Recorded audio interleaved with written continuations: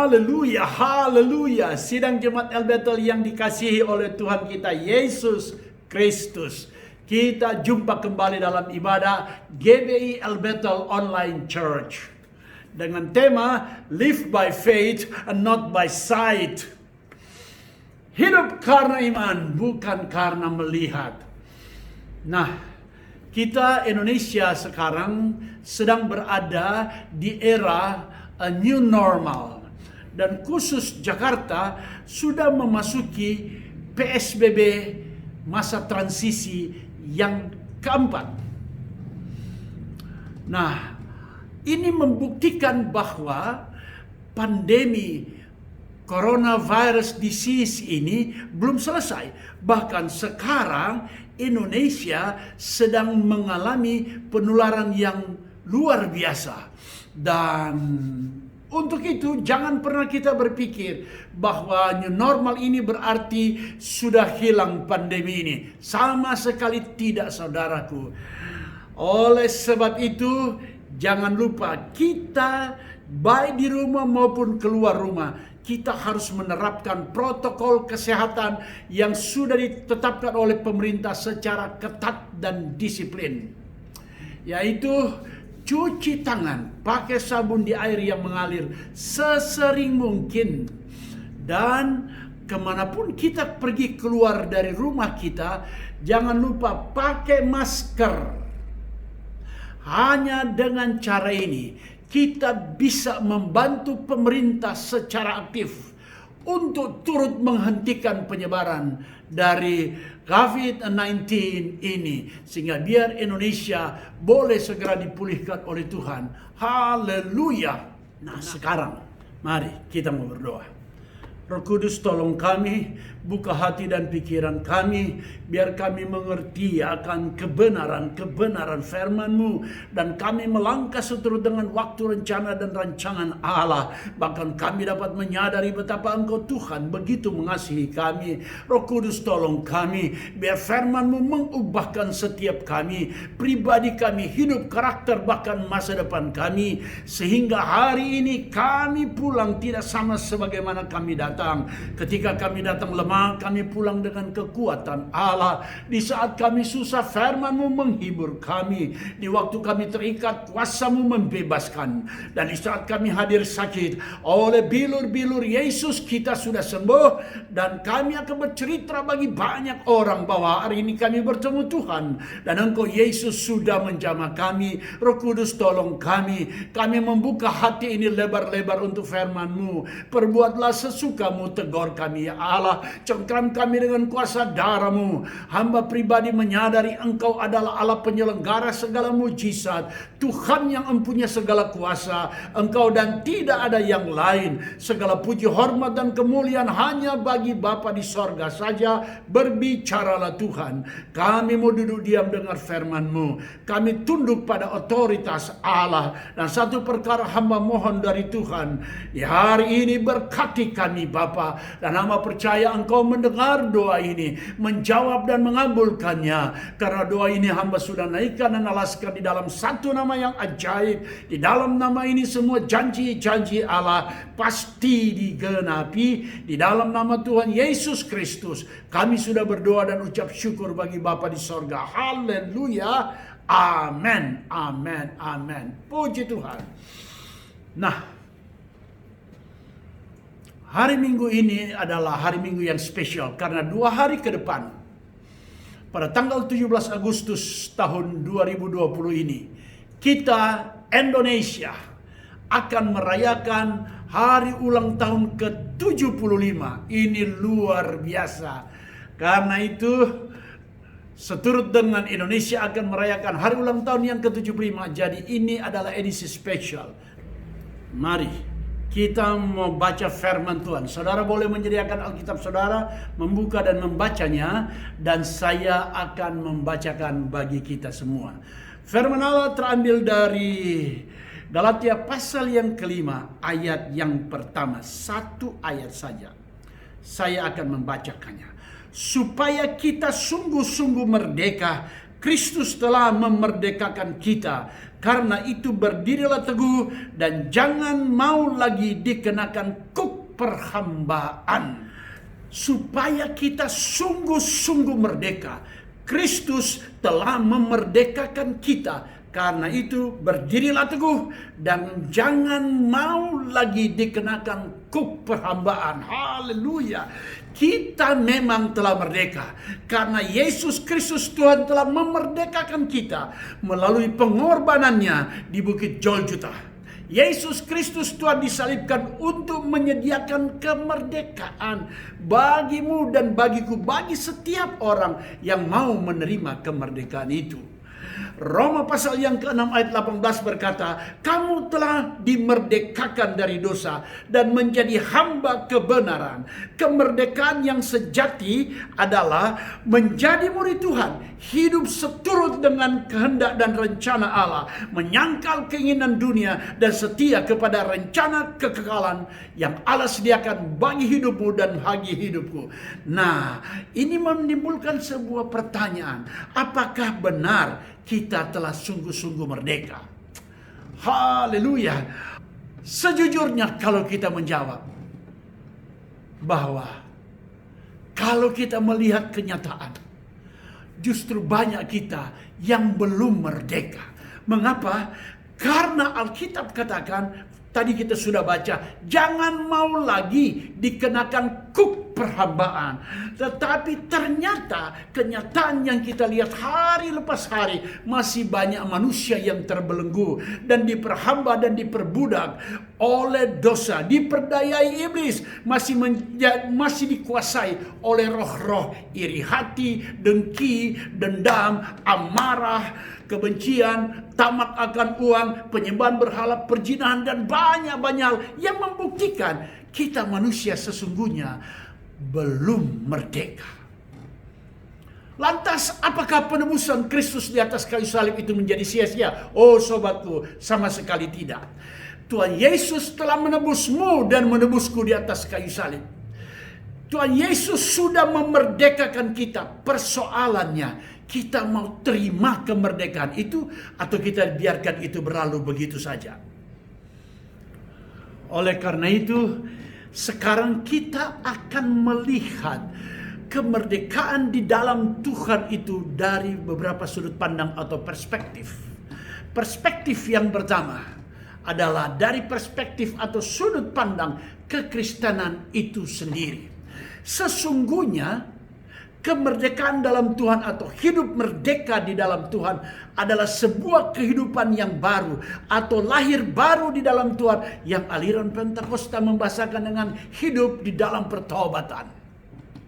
Nah, untuk itu hidup dalam pertobatan atau kita hidup lahir baru ada beberapa langkah untuk kita boleh lakukan sehingga kita boleh memiliki kehidupan yang baru dengan sesungguhnya, yang oleh karenanya kita berlayak menerima akan penebusan yang Yesus Kristus Tuhan sudah lakukan di atas kayu salib. Langkah yang pertama adalah menyadari bahwa manusia telah berdosa, bahwa tidak ada seorang pun manusia yang tidak berdosa. Roma pasal yang ketiga ayat 23 berkata, karena semua orang telah berbuat dosa dan telah kehilangan kemuliaan Allah.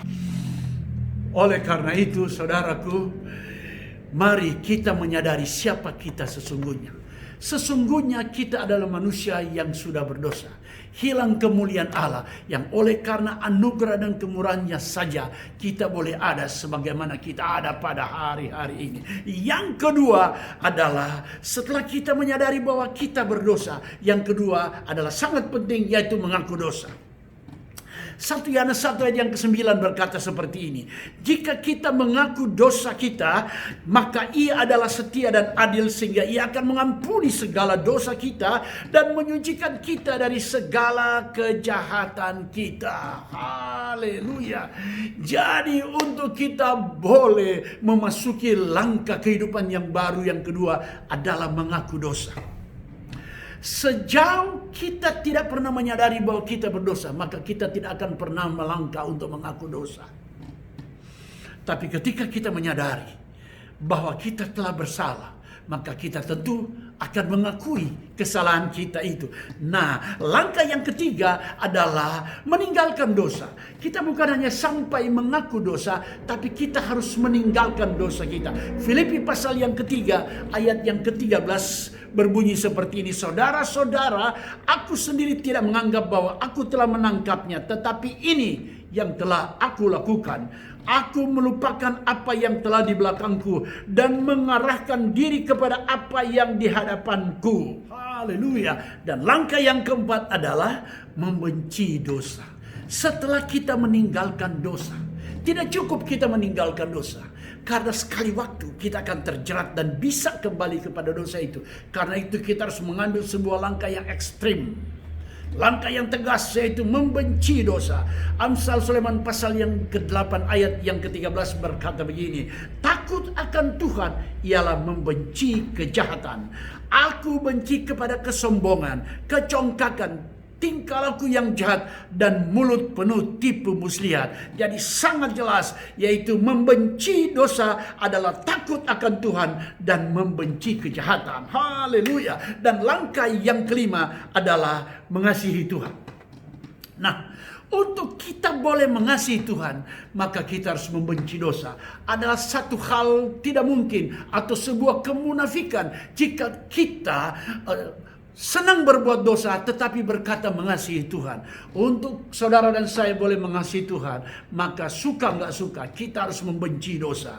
Karena Yohanes 14 ayat yang ke-15 berkata, jikalau kamu mengasihi aku, maka kamu akan menuruti segala perintahku. Apakah perintah Tuhan? Jauhilah kejahatan. Haleluya. Dan bahkan Yohanes 14 ayat 21 berkata, barang siapa memegang perintahku dan melakukan, dialah yang mengasihi aku. Dan barang siapa mengasihi aku, ia akan dikasihi oleh Bapa-Ku, dan aku pun akan mengasihi dia dan akan menyatakan diriku kepadanya.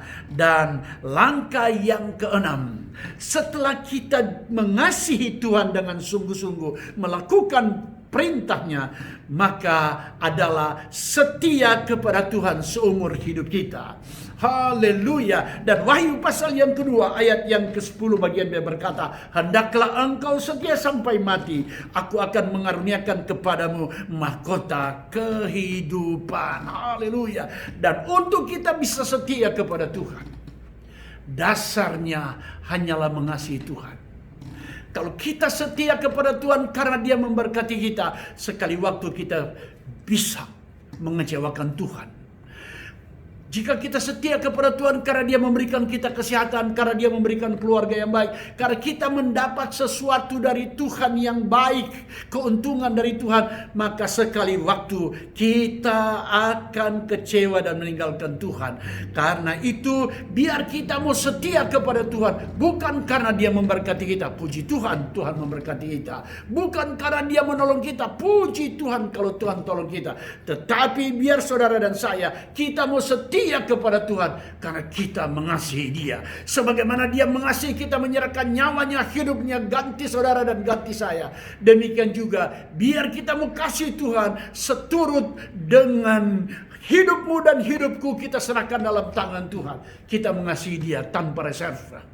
Haleluya. Yang oleh karenanya, dengan dasar kita mengasihi Dia dengan tanpa reserve, kita bisa setia seumur hidup kita. Kita bisa mengizinkan Tuhan menguasai hidup kita, dan Dia mengatur hidup kita untuk kita berjalan hari lepas hari menuju kepada kesempurnaan, menuju kepada hari di mana yang kita nantikan. Kita menanti kedatangan Dia, Yesus Kristus Tuhan yang kedua kali. Haleluya. Puji Tuhan. Haleluya. Yang kedua, kemerdekaan dalam Tuhan dari perspektif atau sudut pandang berbangsa dan bernegara. Kita sama-sama tahu bahwa negara kesatuan Republik Indonesia yang kita cintai, yang saudara dan saya sayangi bersama-sama, tidak jadi dengan sendirinya, tetapi boleh jadi, boleh merdeka melalui air mata, darah dan nyawa para pahlawan-pahlawan bangsa yang telah gugur di dalam memperjuangkan kemerdekaan Indonesia. Oleh karena itu, sebagai anak-anak Tuhan yang Tuhan taruh di bumi Indonesia ini. Mari kita belajar menghargai pengorbanan para pahlawan kita. Dengan mengisi kemerdekaan ini yang telah kita terima dari pengorbanan para pahlawan ini, seturut dengan apa yang Tuhan sudah berikan bagimu dan bagiku, seturut dengan talenta kita, seturut dengan karunia yang Tuhan berikan pada kita, atau apa yang ada pada kita. Karena itu jangan kita pernah bertanya, apa yang negara ini, Indonesia ini sudah berikan bagimu dan bagiku. Tetapi apa yang sudah engkau dan saya berikan bagi Indonesia yang kita cintai ini. Haleluya. Saya ucap syukur pada Tuhan dan bangga terlahir sebagai seorang putra Indonesia, yang oleh karenanya saya boleh turut ambil bagian mendoakan bangsa ini. Karena itu saya menghimbau semua anak-anak Tuhan yang ada di seluruh pelosok Indonesia, mari kita bersatu hati mendoakan bangsa kita. Kita mendoakan pemimpin-pemimpin negara kita. Karena pemerintah adalah wakil Allah. Demikian firman Allah katakan, yang oleh karenanya kita harus tunduk kepada pemerintah. Mari kita topang pemerintah yang sah ini, agar supaya Indonesia boleh bersama-sama menuju kepada tujuan yang sesungguhnya yang dicita-citakan oleh pendiri bangsa ini, yaitu Indonesia yang adil dan makmur, yang berdasarkan Pancasila dan Undang-Undang Dasar 45 yang berbingkaikan Bhinneka Tunggal Ika. Dan biar kita bersama-sama boleh berjalan mengawal negara yang kita cintai ini. Biar lewat kekristenan yang ada di Indonesia, Indonesia boleh diberkati oleh Tuhan. Indonesia boleh maju. Indonesia boleh berhasil. Haleluya. Yang ketiga, merdeka dalam Tuhan ditinjau dari perspektif iman Kristen melewati coronavirus disease pandemic ini. 6 bulan sudah berlalu. Bangsa Indonesia diperhadapkan dengan COVID-19 ini. Dan satu hal yang luar biasa, saya melihat bagaimana hebatnya Allah menolong bangsa kita. Karena itu saudaraku, jika coronavirus disease pandemic ini datang dari manusia, jangan pernah takut, karena pembelaan Allah menjadi milikmu dan milikku. Pembelaan Allah menjadi milik setiap orang yang bersandar dan berharap kepada Allah. Dan jika coronavirus disease pandemic ini Tuhan izinkan jadi bagi bola bumi ini, maka pertolongan dan jalan keluar dari Tuhan juga Dia sudah sediakan bagimu dan bagiku. Sangat jelas dalam Mazmur pasal 91 ayat yang pertama sampai ayat yang ke-16. Demikian hebat pembelaan Allah. Tetapi jika coronavirus disease pandemic ini datang dari Tuhan, sekali lagi, jika datang dari Tuhan, kemana engkau dan saya akan lari? Kemana kita akan minta pertolongan? Kemana kita akan bersembunyi? Oh, there is no place for hiding. Gak ada tempat bagimu dan bagiku untuk bersembunyi. Tetapi karena kasih Allah yang besar bagimu dan bagiku, Tuhan juga menyediakan jalan keluar dan pertolongan bagimu dan bagiku. Alkitab tulis sangat jelas di dalam 2 Tawarik pasal yang ke-7 ayat 13 dan 14. Saya akan bacakan bagi kita. Bila mana aku menutup langit sehingga tidak ada hujan, dan bila mana aku menyuruh belalang memakan habis hasil bumi, dan bila mana aku melepaskan penyakit sampar di antara umatku. Ayat 14, dan umatku yang atasnya namaku disebut merendahkan diri, berdoa dan mencari wajahku, lalu berbalik dari jalan-jalannya yang jahat, maka aku akan mendengar dari sorga dan mengampuni dosa mereka serta memulihkan negeri mereka. Haleluya. Ini yang harus engkau dan saya, bangsa kita, lakukan. Yang pertama, apapun yang terjadi, nama Tuhan harus senantiasa dipermuliakan. Dan yang kedua, Alkitab katakan merendahkan diri di hadapan Tuhan, bahwa kita sesungguhnya tidak punya kemampuan apa-apa dalam menghadapi situasi dan keadaan seperti ini. Dan yang ketiga, kita berdoa mencari wajah Tuhan. Dan yang keempat, berbalik dari semua kejahatan, bertobat. Dan ini yang Tuhan sediakan bagimu dan bagiku, bagi bangsa kita. Yaitu yang pertama, dia akan mendengar dari sorga. Kemudian dia akan mengampuni dosa mereka. Dan yang ketiga, memulihkan negeri mereka. Negerimu dan negeriku. Sebab itu, mari kita cari wajah Tuhan. Mari kita berbalik pada Tuhan. Mari bangsa kita sama-sama datang kepada Tuhan. Mohon belas kasihan Allah. Dan Tuhan akan melihat dari sorga, mendengar jeritan doa kita, dan dia akan memulihkan bangsa kita. Dia memulihkan negeri kita. Indonesia pasti dipulihkan, Indonesia pasti ditolong, Indonesia pasti bangkit. Nama Tuhan dipermuliakan. Haleluya, amin. Mari kita berdoa. Di dalam nama Tuhan Yesus Kristus, terima kasih Tuhan, karena Engkau telah memerdekakan kami dari dosa dan maut. Terima kasih ya Allah, karena Engkau telah menebus kami, sehingga kami boleh ada sebagaimana kami ada pada hari-hari ini.